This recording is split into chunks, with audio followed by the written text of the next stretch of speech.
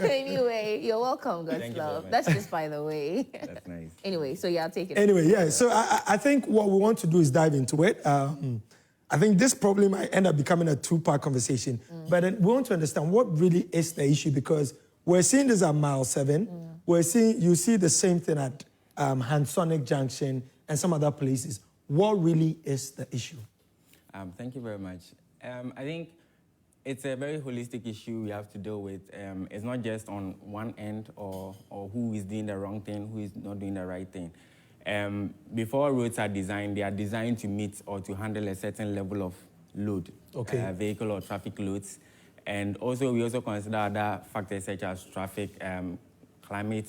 We consider other factors as the region that the road is. Also, after that, doing that, there's also construction phase. The construction also entails a lot. It involves making sure that you meet the standards that you have set, making sure that whatever has been specified in the designs are also implemented just as it's specified. Beyond that, there's also the operation phase where we also can manage how the road performs. And that's the management. Unfortunately, in our part of the world, most of the time, we think it should be just the institutions or the agencies, but we also have a part to play in that. Roads are affected majorly, like I said, by traffic loads, traffic characteristics, as well as climate. Climate, when we talk about that, we are talking about the weather, the water, because it's affected in such ways as oxidation, how even the pavements heat up, which affects the interaction between oxygen and then which causes aging in the bitumen and all of those things. Water is an enemy of roads. How? So roads are typically built on what we call the foundation of the roads. In such instances of buildings, we say the foundation, which is the earth that you dig to lay the level of where the building is built up to. So when the subgrade is mostly the natural road or the natural earth which has been prepared to receive the structure, which is the pavement itself. Now, if the foundation is not prepared well, it is very important, it is very significant because that receives the whole load. And if it is not stable enough to be able to carry that load, then the whole pavement structure fails. So what happens is that when water seeps into or infiltrates into the foundation of the building, of the road, what happens is that it softens up, in layman's term. It softens up the foundation. And so if you have clay, or if you have, let's say, I'll just use Gary, for example, in your hands. If you place it and you put a load on it, you realize that it might be a little stable. But when you put water in it, you're going to have some swelling of the Gary or some constriction. So let me ask this question. Is that to say that there isn't any road that isn't an enemy of water, or water an enemy of, I don't know how to put that, but I guess you get what I mean. Yes. You said that water is an enemy of roads. Yes. So is there no road that exists that can withstand whatever destruction water can cause it? So there are innovations and technologies that are being brought up, or that emerges from time to time. Right. Well, we have permeable pavements. Those allow water to go through the pavement without necessarily causing severe deteriorations. Is that a type we have on the motorway? No, the motorway is rigid pavement. It's a concrete pavement. That's the difference between that and this is how it treats the loads that it receives. So just as the name infers, it is rigid, and so the deformations that it receives is transferred laterally, and also just as concrete handles load. But in the flexible pavements, the road allows for some level of deformation without necessarily damaging. So concrete pavements handle loads better. And if you look at the function of that motorway and the level of traffic that it receives, it's more than 7. Yes, so it's more than 7 its purpose. I think one of the things that I would want to point out or let us clarify a bit, because some of the terms might sound technical to our audience and all that. So maybe when you say traffic load, maybe we can break it down. What do we mean by traffic load? Right. So that once we continue the conversation, people will be able to understand and follow the conversation. That's right. Yeah. So traffic load, if I just explain, is just the load that the vehicles or whoever is using the road exerts on the road. Okay. So that's the traffic load. So when we have the long vehicles have a different type of load, very high weights on the road. Small cars also have their own weight that they exert on the road. So when I say traffic load, that is what I mean. Okay. So that's to mean that when you have more heavy trucks using the, let's say maybe the road was made to be able to handle to some certain point, but when you start to have a lot of trucks using that road, and then also, even if it is smaller cars, but there's a lot of traffic, that means at that particular time, there's a lot of load on that road. Exactly. Okay. So we've talked about, some of the factors that causes our roads to deteriorate, and we said water is one. Water. And number two is the traffic load and the traffic characteristics. load and characteristics. What other types are there? What other factors You can also are there? talk about the maintenance culture. That is a major part of it, and you could also, so the water comes in different ways how we manage that. So for example, typically when you have such roads, you provide drainage structures along it to be able to drain off runoff or to take water away from the pavement structure, because like we said, if water gets its way into the road, then it compromises the integrity of the whole road.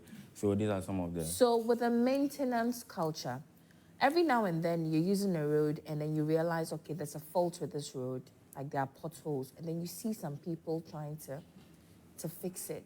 I have this, controversial school of thoughts that as much as I get the intention behind them wanting to at least help, I feel like how they go about it also further, causes damage to the road. I'm not a professional. I'm not in the civil engineering field. You are the expert. What do you think? You have a point over there, and what happens is that it comes with the maintenance or the construction methodology.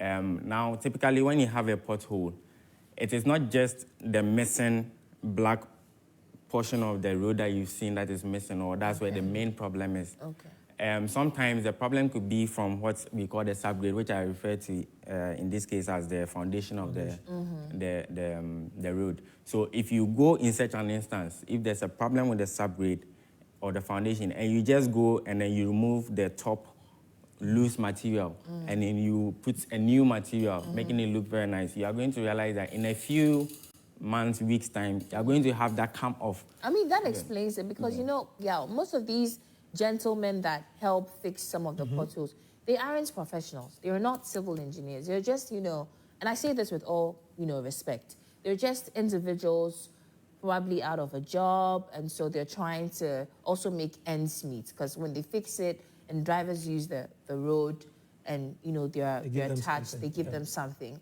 But, I feel like, they add on to, and some of the things they use to even cover the potholes even causes damage to the cars. Right. So the type of material, and if you look at the construction process, what happens is that you select a certain material that fits some specifications, which you'll be able to withstand load or to be able to get that kind of cohesion or bonding that you need for the road to be stable. Now, what you see typically on our roads is when the community gets concerned, they go fetch some loamy soil, they fetch some soil over here, and then they come. We agree that we are concerned, and then we want to act to be able to bring comfort to commuters. But what happens is that when you bring such materials over there, and you do not, for example, even if it's a good material, you don't compact it very well, what you're going to have is that you might have voids in there which will allow water to seep in. Now, when water seeps in there, it has now material around it that can hold that water to stay in for long. Then the water then seeps laterally, seeps deeper, and then continues to destroy. And then you realize that when it rains again, the material just comes off. You go back, you do the same thing. So if you are supposed to do this right, then we must attack it right, which is to the minimum specification or technique to do it is to excavate or to remove that bad material to a competent level or material. So do we before do you it build on. entirely or just that area that is deteriorated? What if, for instance, let's say this whole stretch, okay, is like a road. There's a pothole here. There isn't a pothole here. There's a pothole here. So it's like the potholes are in between the road. In a case like that, what do we do? Do we take out the entire thing and redo it, or we just go to the portions where the potholes are, and as it's where it is, we take that part out and fix it? So we have what we call the performance levels or performance indicators of roads. We also have the level of service, which we use to assess and evaluate what kind of remedial actions that we need to be able to buffer up the performance of the road to the standards that we has been designed. Yeah, using some terminologies that are a bit complex. So Come down to our level. Exactly. Apologies. So when I say the level of service, we have level of service A to about F, A, B, C, D, and that tells the level of performance of the road. For example, how much delay do you experience on the road when you are using that particular road? And what is the kind of traffic that uses that? So some of those parameters help us to classify the roads and also be able to act or to plan the kind of servicing or maintenance that we need for those roads. We also have what we call the service levels, which also includes the roughness, even the comfort of the passengers. Some of those things, when you see it, so as you just said, if you see some potholes around, it is not just to go in there and start filling it up. Sometimes it will require that you assess it and then see the extent of damage or deformation, which might be that the foundation, as we are speaking, is not competent enough anymore to carry the whole the load. What we then have to do is that we have to excavate everything and then reform from the foundation. But in some cases, it just might require you removing the little loose soil that is up there, opening up the pothole, and then filling it up. Okay. Another situation where I realized that in some of the cases, you will fix the roads again, but what causes the deteriorations or defects to come up again has not been addressed. Right. So, for example, drainage. Yeah. If you don't provide the necessary drainage... And the water is stagnant, it's still stuck. In a particular... Yeah. Yes. So in this case, I watched the video and I'm saying, okay, but you go there this week to patch everything. But then when the water comes, they say the water floods the area. What the flood does is that there's small cracks in the road, those small cracks that you might not even see very well. The water seeps through it and then attacks the foundation of the... I think for me, that's where I actually wanted to bring the conversation back to, because you're expecting that whatever construction company that put that up should be aware of this. Because when I saw it also, first thing that came to mind is, okay, if you are coming from ABC junction, it slopes down.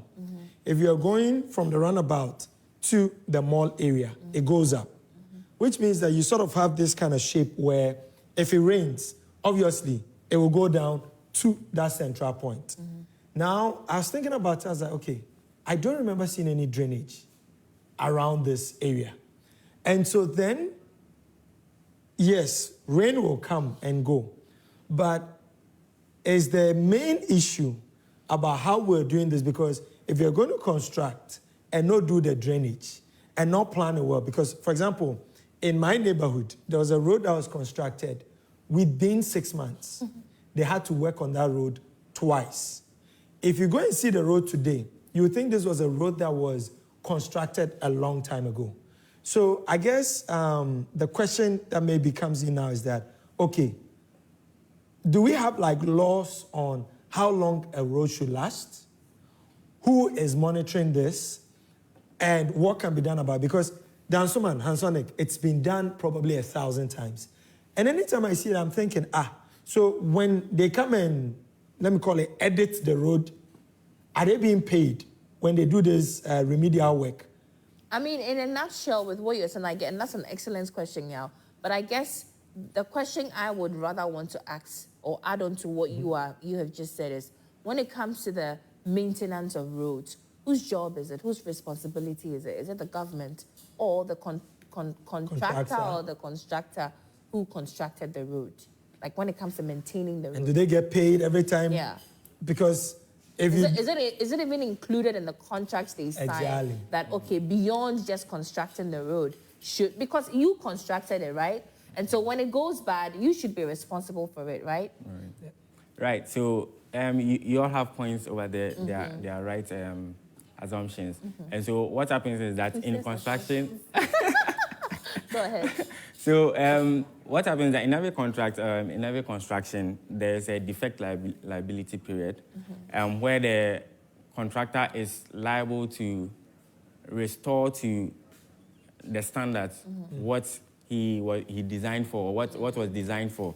So, for example, just as an example, if you have a 6-month defect liability period, that means that if you construct the road, we expect that within that period, we are not seeing any defects, any cracks, any deformations, any those kind of defects.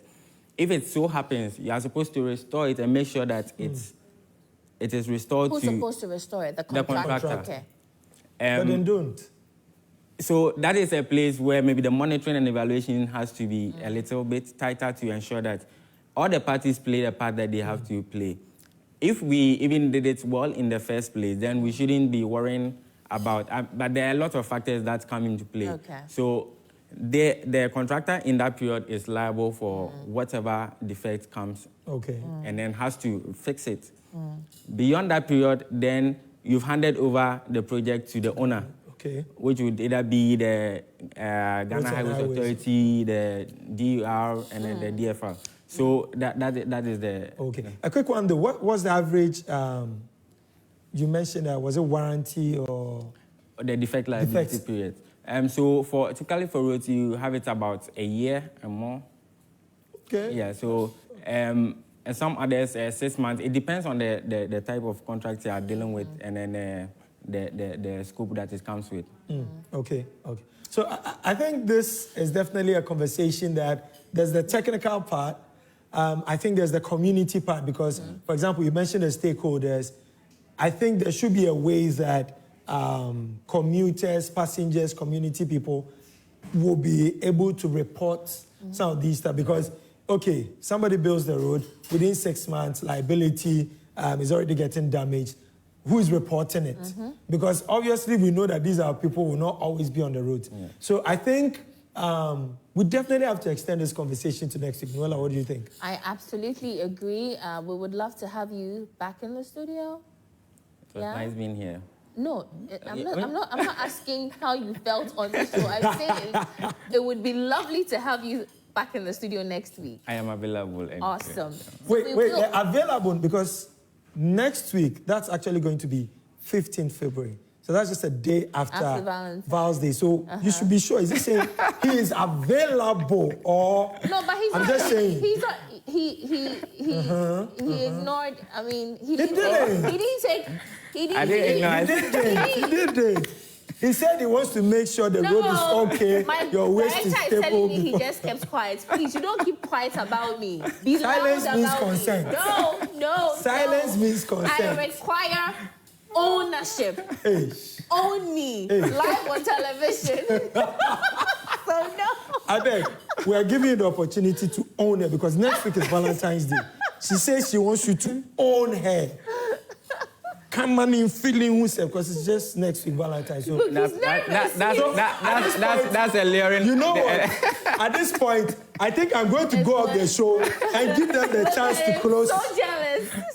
So jealous. Please, I'll hand it over to you. Close the show. It's fine. Anyway, guys, that's a jealous man. Signs of a jealous headsman. But anyway, we are so appreciative for your company on the show today. Next week, we're going to be spotlighting another road, and we're going to have that conversation with our civil engineer about that road, and also, develop on the conversation that we have started today. You do not want to miss next week's show. If you do, that would be at your own, loss. Wow. Anyway, I'm Noella. Oh my God, I'm Noella. You're looking great. Today, I'm signing off with my new better house. You know what? My engineer knew better help, and so next week we're going to see you. And so let me, pick a stuff for him as a very understanding. Please, come. Oh, thank you. you. All right, guys. Bye. We'll see you.